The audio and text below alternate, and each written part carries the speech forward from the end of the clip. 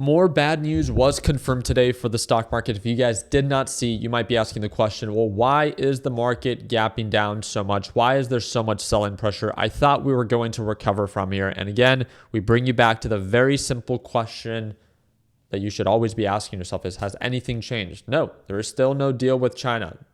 Interest rates are still not being cut by the Federal Reserve, and the uncertainty is still incredibly high. You even have the Trump administration refusing to comment if there's any progress being done between China and the US.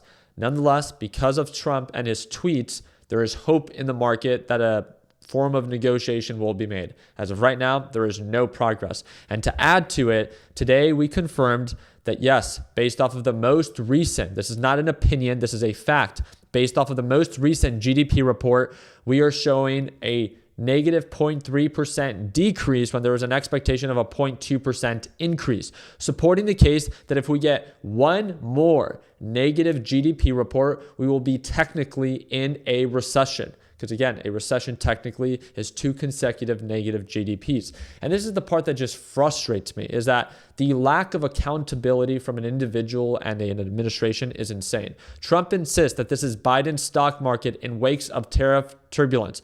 But again, just a few months ago, he was taking credit for markets to be pushing at all-time highs. He's been taking credits on why inflation is so low, right? Why egg prices are going down, why gas prices are going down. How can you nitpick what you choose to take credit on, but then point and blame the finger and look for a scapegoat in other areas where obviously there's uncertainty?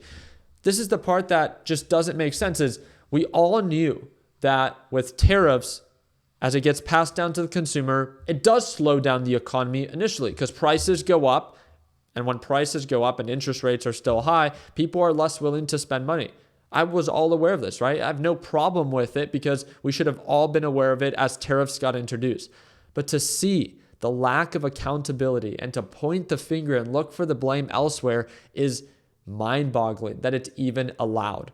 So Dow drops more than 500 points as the sell-off intensifies following negative GDP report data. There's also more reports that were released today, as well as the PCE report. If you guys did not see this, PMI, PCE, pending home sales, these actually came out better than what was expected. But again, those reports are month-to-month reports. This is a quarter report, and the GDP report is just significantly more important to the overall market.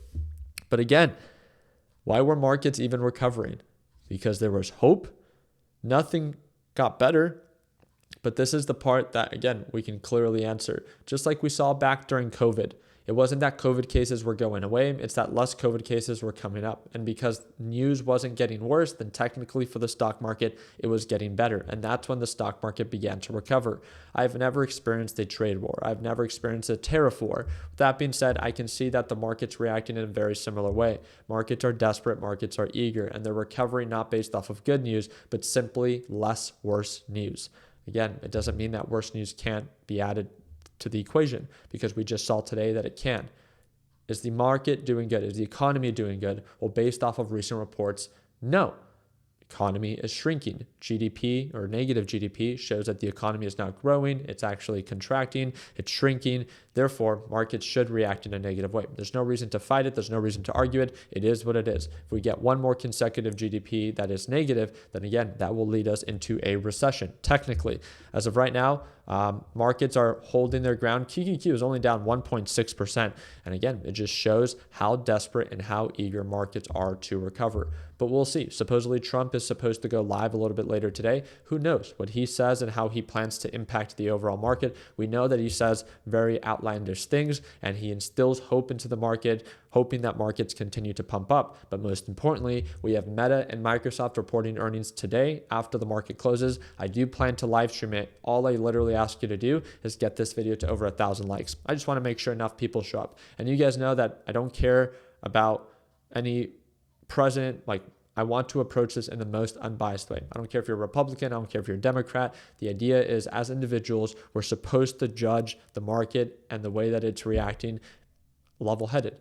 And I hope that you can see that with my videos, that obviously I've been biased on one side, but even though I might be biased on one side or have voted for one side, it doesn't take away that I can still judge that same administration with a level head, right? So I hope that you guys can see that. Hope that earned a thumbs up. Hopefully today, after the market closes, we'll see you for the Meta and Microsoft to report earnings. And remember, these are $2 trillion companies that are set to report earnings. And although you might not be invested in Microsoft or Meta, their reaction to the market will impact both the NASDAQ and S&P 500 because of their exposure. So although you might not be invested, because of their influence, it might still drive the price up or down depending on how they report versus what is expected. So excited to learn more about how Meta and Microsoft report earnings. I hope to see you there. Don't forget to drop a thumbs up and subscribe. Like always, let's make sure that we end the year on a green note. Take care, team.